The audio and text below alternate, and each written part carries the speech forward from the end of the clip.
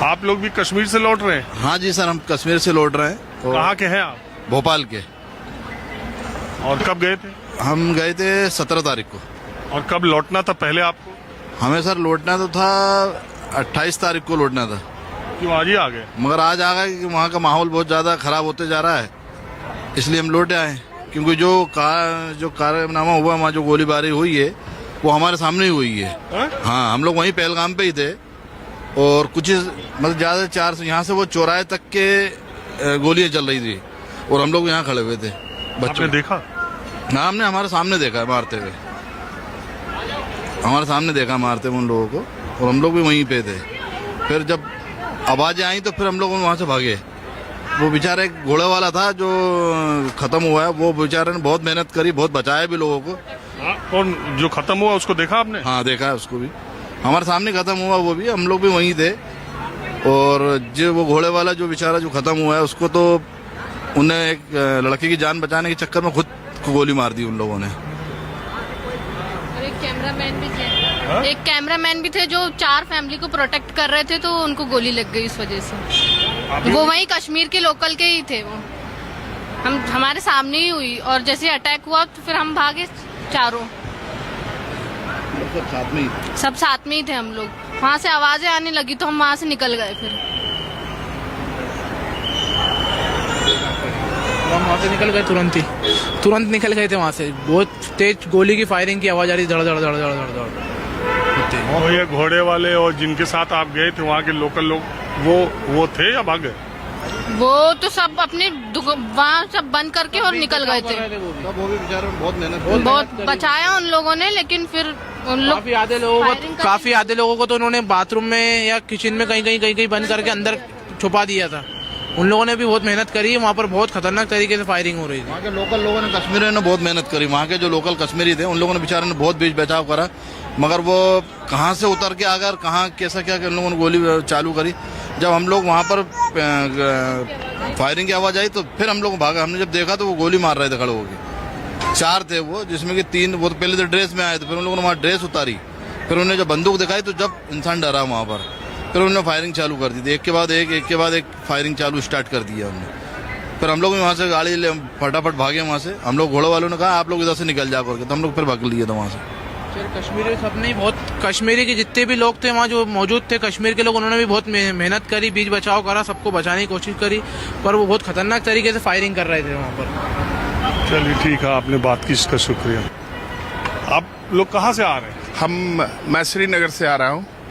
हमारे बच्चे का वहाँ रिंग सेरेमनी था।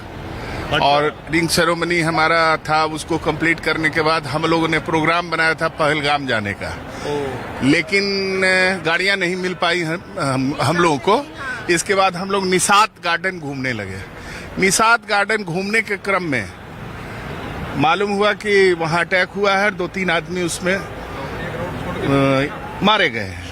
शुरू में यही था कि 2 आदमी मारे गए, लेकिन क्या है कि जैसे जैसे सुरक्षा एजेंसियों के माध्यम से खबरें बढ़ने लगी, ये है वो है, इसके बाद सोशल मीडिया पर कुछ फोटोग्राफ्स आने लगे, कुछ वीडियोस आने लगे।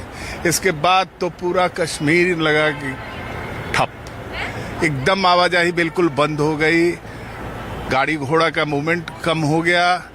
सड़कों पर तमाम सुरक्षा बल के जवान तैनात हो गए तुरंत।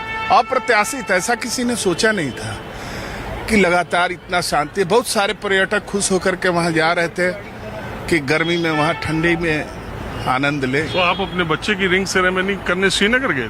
जी, क्योंकि मेरे लड़के के जो लड़की पक्ष वाले हैं उनकी पोस्टिंग सीआरपीएफ श्रीनगर में है। अच्छा। सीआरपीएफ के कमांडेंट हैं और तय यही हुआ कि श्रीनगर अच्छी जगह है, यहीं से हो। हम लोग भी बिहार मुजफ्फरपुर के रहने वाले हैं। अच्छा। तो वहाँ से हम लोग बाई रोड वहाँ चले। मैं भी फोर्स का ही हूँ। अच्छा। मैं भी आरपीएफ का असिस्टेंट कमांडेंट हूँ। और वहाँ से हम लोग गए वहाँ पूरे परिवार के साथ, और परिवार के लोग हमारे भीतर हैं, तो वहाँ जा। अच्छा, आप अभी ये कह रहे थे रिंग सेरेमनी के बाद आप लोग वहीं जाने वाले थे जहाँ ये इंसिडेंट हुआ? जी। सेम डे जाने वाले थे। सेम डे जिस दिन हुआ, घटना हुई उसी दिन हम, लेकिन ड्यू टू सम रीजन हम लोग जा नहीं पाए। अच्छा, पूरी फैमिली आप वहीं जाने वाले थे? वहीं जाने वाले थे। हम लोग सोचे थे कि एक ट्रैवलर बुक कराएंगे, 14 आदमी थे, 14 सीट होती है, और वहां चले जाएंगे हम लोग। लेकिन पता नहीं क्यों, ईश्वर की कृपा, लिखा हुआ था शायद, तो लोगों ने कहा, मना किया। खाना उना खाने के चक्कर में थोड़ी देर हो गई, तो हुआ कि लोकल निषाद गार्डन घूम लिया जाए। उसी घूमने के चक्कर में उधर चले गए। पता चला कि नहीं गए तो अच्छा हुआ, नहीं तो आज सामान लेके खुद जा रहे हैं, फिर बक्से में आते लौट के। बहुत दुखदाई, बहुत दुखदाई जो मंजर था, जो हम लोगों ने देखा है, बहुत दुखदाई, बहुत माने दुर्भाग्यपूर्ण है। तो आप लोगों का शेड्यूल था आज ही आना कि? नहीं नहीं नहीं नहीं नहीं। एक तो मैं जिस दिन गया उस दिन लैंडस्लाइड रामबन में हो गया। रामबन में हो गया, मुझे लौट के वैष्णो देवी जाना था। वहां का सारा रास्ता जब बंद हो गया तो फ्लाइट एक ऑप्शन था। फ्लाइट का ऑप्शन जय बार मोबाइल में हम लोग देखते थे, तो 10,000 से शुरू हुआ तो 12,000, 15,000, 30,000 तक चला गया। छोटा सा जम्मू का ट्रेवल, वहां जगह नहीं। इसके बाद किसी तरह आज के डेट की पर कोई रोक नहीं लगी। यहाँ मिनिस्टर लिखे जा रहे हैं एयरलाइंस कम करें, रीजनेबल रेट लगाएं, लेकिन नहीं, इस पर हम लोग कमेंट नहीं कर नहीं, सकते। वो बात नहीं, मैं ऐसे कह रहा हूँ, लेकिन हाँ, बहुत होनी चाहिए। कम से कम एयरलाइंस पर तो लगाम होनी चाहिए। ये लोग अपनी मनमानी करते हैं, देखते हैं कि भीड़ ज्यादा हो गई, हलवाई वाला मामला कि खाने वाले ज्यादा हो गई तो रसगुल्ले का रेट बढ़ा दो। ऐसा नहीं होना चाहिए हिंदुस्तान में। 1,60,000 रुपए लगे। 1,60,000 रुपए लगे, 14 आदमी थे। टिकट में हम लोगों को 1,60,000 रुपया देना पड़ा। हम लोग तो वेतनभोगी कर्मचारी हैं। 1,60,000 आना है, वहां बैठे तो रहेंगे नहीं, तो क्या करते हैं?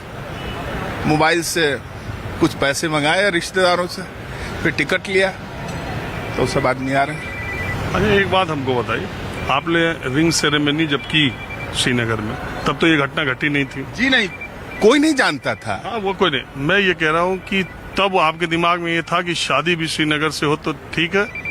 जी हाँ, बिल्कुल।